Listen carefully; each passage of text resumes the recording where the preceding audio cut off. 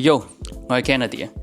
最近都已經差唔多半年冇拍片仔啦，懶得剪啫。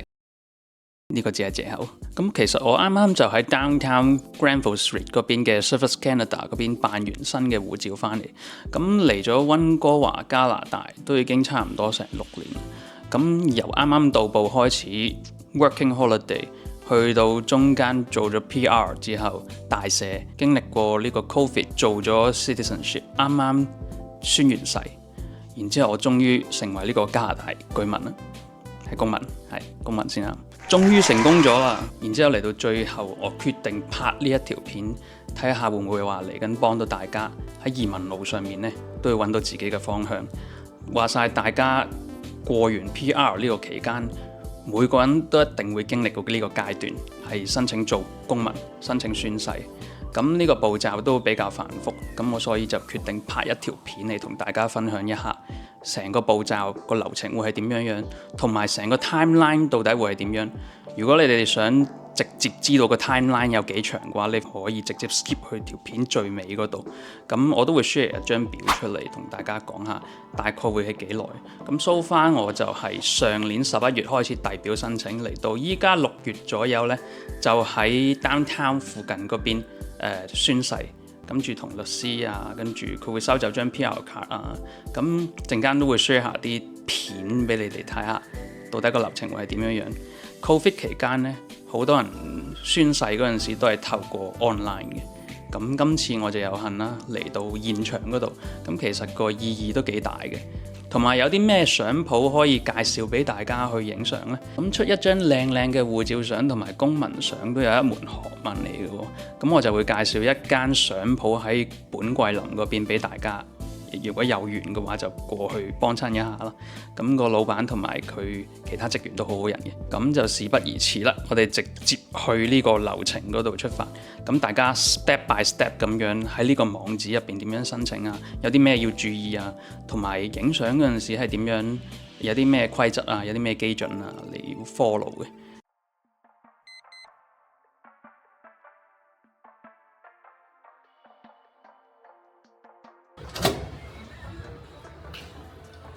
睇下305號鋪 Keep Photography 就係我哋影相嘅地方啦。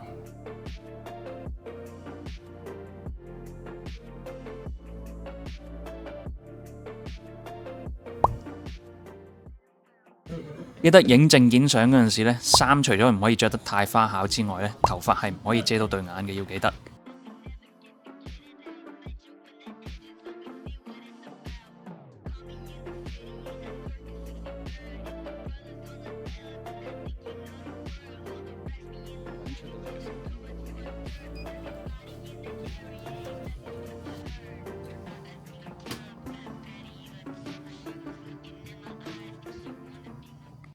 好，咁影完證件相之後呢，我哋就試下頭先買到嘅呢一包鯛魚燒係咪真係咁鯛啦？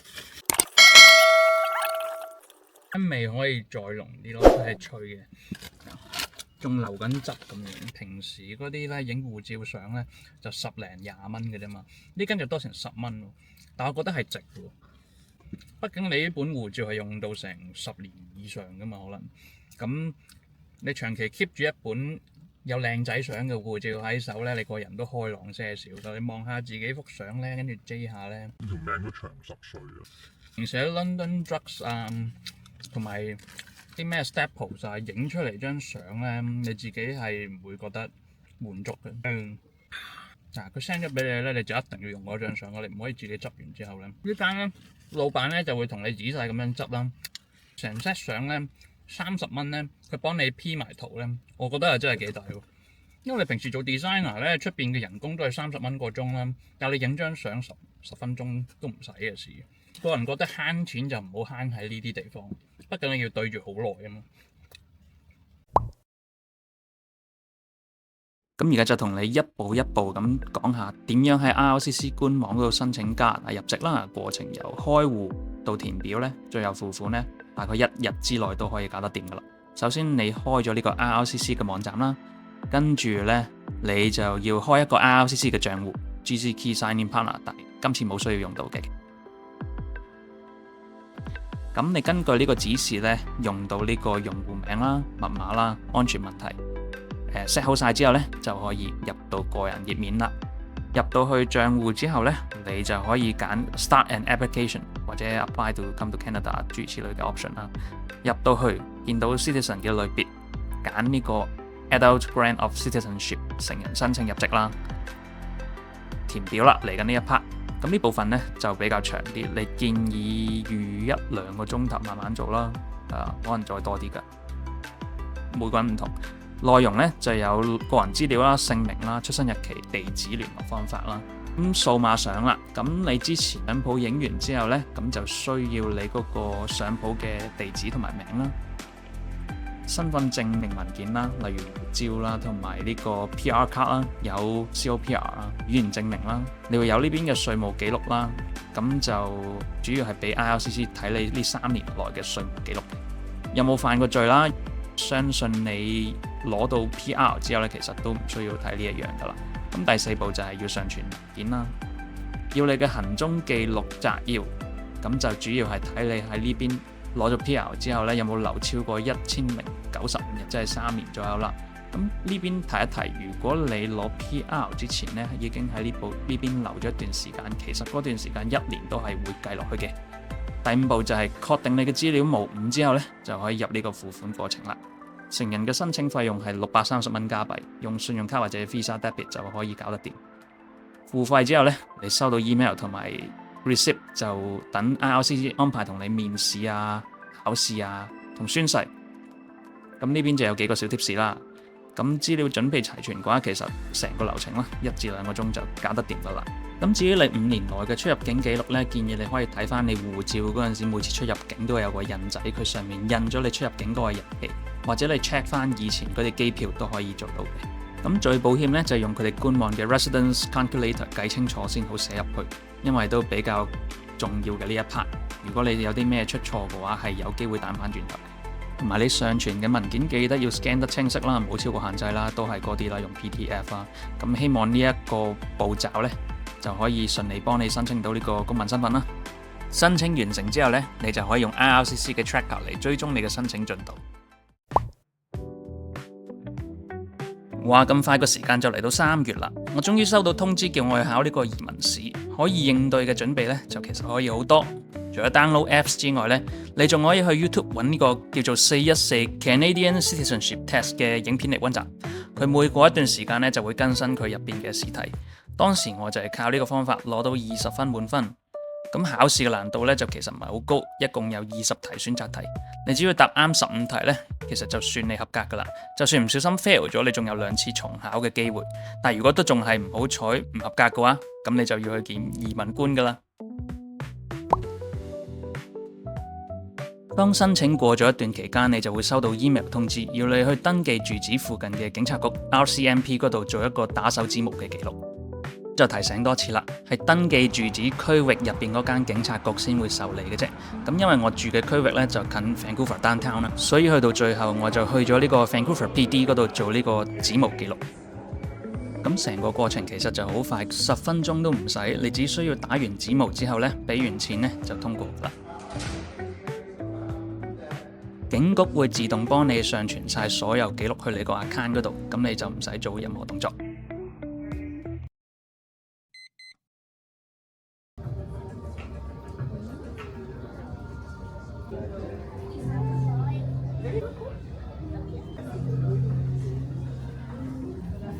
Take a seat. Gonna be Canadian, so Take a seat. take a seat. Need to keep this up. Take a seat. 宣誓嘅過程呢，每個人都有自己專屬嘅座位，但我都見到有啲座位呢係冇人出席嘅，係吉嘅。咁個典禮呢都派發咗唔同嘅紀念品啦，有一支旗仔之外呢，仲有一本小冊子，上面有宣誓嘅誓詞之外呢，仲有加拿大國歌，仲有個幾精美嘅楓葉扣針，等我即刻扣喺我件西裝度先，個氣場即刻唔同晒。Kennedy. What? Flag. Do you have something to add?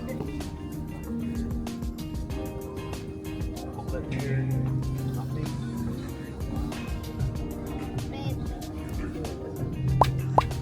為咗留念呢，我哋仲準備咗啲畢業相先會用到嘅道具。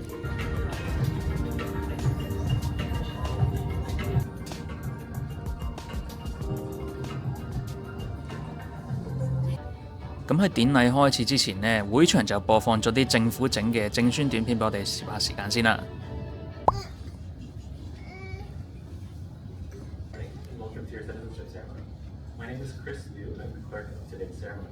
Canada, les a déplacés dans les villes du Nord. Aujourd'hui, nous habitons partout au... 今次幫我哋做宣誓儀式嘅移民法官係 Carol Ann Hart， 唔知大家有冇見過佢呢？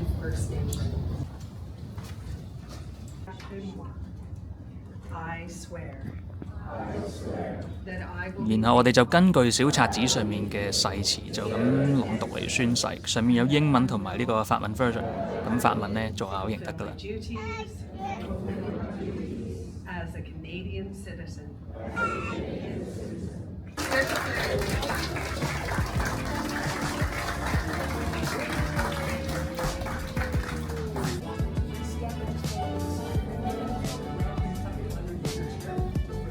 跟住落嚟呢，就係成個典禮入邊最重要嗰 part， 我哋就要跟翻個次序，跟翻個名呢，逐個出去喺法官手上面攞到呢個公民證書。有咗呢個證書之後呢，你就真真正正咁樣成為呢個加拿大公民啦。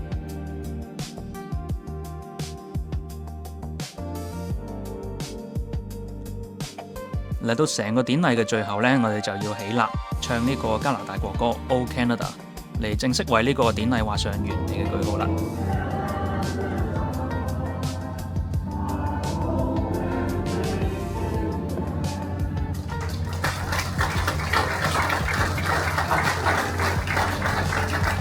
咁喺返屋企之前呢，我哋每個人都係有機會同呢個大法官 Carol 咧斟兩句之餘呢，同佢影一張合照做呢個紀念。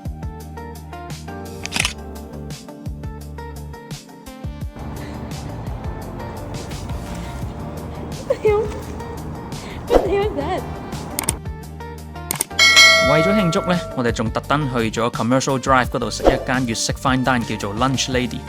佢入邊嘅菜式呢，雖然就未至於最正宗，但係呢種 fusion 嘅 style 呢，其實都幾有特色嘅叫做。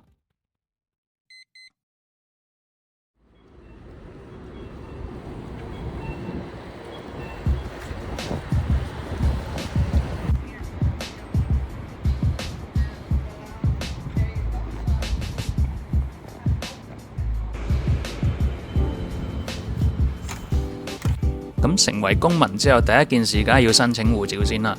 咁嚟到呢個 Surface Canada 呢，你就記得要預早1-2個禮拜喺網上面預約啦。如果唔係，你就要排長龍嘅。咁呢個時候，你嗰張證件相就應該過咗期㗎啦。咁你可能就要影多一次。咁今次我就喺溫哥華 Downtown Waterfront 嘅 Surface Canada Passport Service 嗰度咧申請呢個護照。咁話雖咧，你就提早咗 book 呢個位置啦，但係你都要提早7點鐘左右就嚟到呢度排隊噶啦。如果唔係咧，你都係會包尾嘅。咁入到去之後咧，你攞到籌咧，咁工作人員就會幫你慢慢咁樣安排去做呢個護照噶啦。咁呢個時候你要記得準備好晒你啲文件啊、申請表啊，同埋你嘅公民證明書啦、2張有效嘅 ID 啦。咁大概過2個禮拜呢，你個護照就辦好噶啦。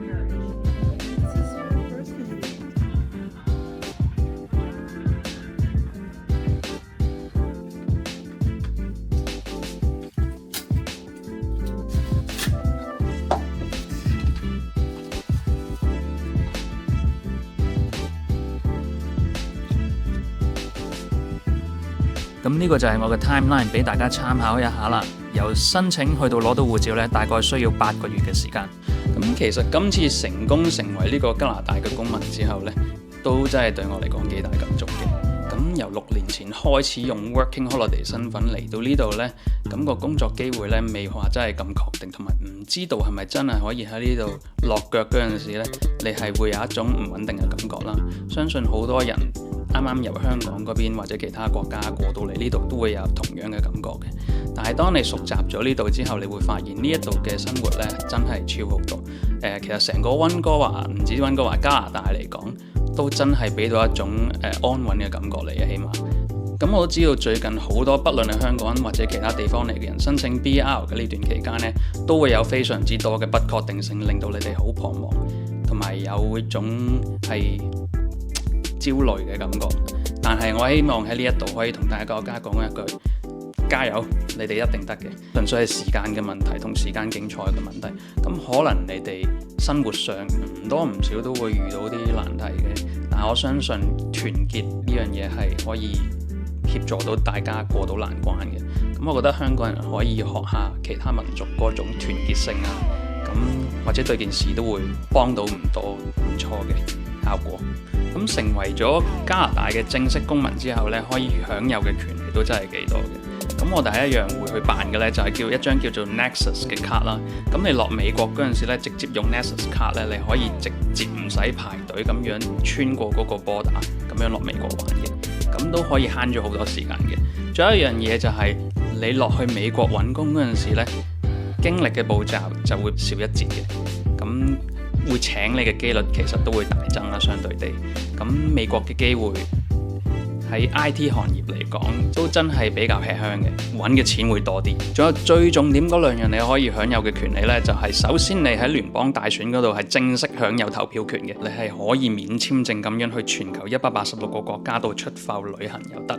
咁你當中遇到啲咩困難嗰陣時，你可以得到當地加拿大嘅領事館嗰度幫手嘅。希望你唔會遇到呢樣嘢啦。就另外喺工作機會上嘅補充就係你都可以同時揾加拿大嘅政府工係冇問題嘅呢樣嘢。然後嚟到最尾，終於成功移到民啦。咁如果你話我最近期兩個嘅短期目標呢，會係啲咩呢？咁第一件事呢，就係揸住自己架車翻落去美國嗰度見一個自己差唔多5年以上冇見過嘅朋友啦，順便做一個 road trip 啦，睇下會唔會話可以環遊到加拿大或者美國唔同嘅地方啦，見下每邊嘅風土人情啦。同埋我出年呢，會有1個月去越南嗰邊玩嘅喎，咁到時留意下我嗰邊會出啲咩影片啦。share 一樣嘢俾大家，就係我最近加入咗一個 broadcast 係 One Night Talk 嘅有機巴打。咁大家有興趣對打機文化啊或者相關嘅知識係有興趣嘅話，都不妨留意下嗰邊嘅 channel。咁多先，咁我就繼續剪我之前嗰1年未剪落嘅影片俾大家睇啦。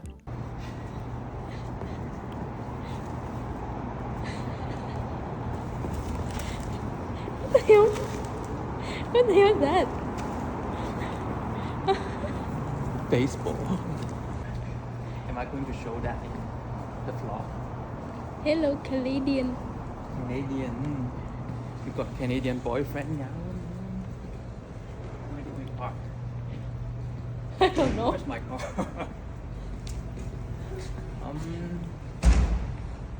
That side maybe?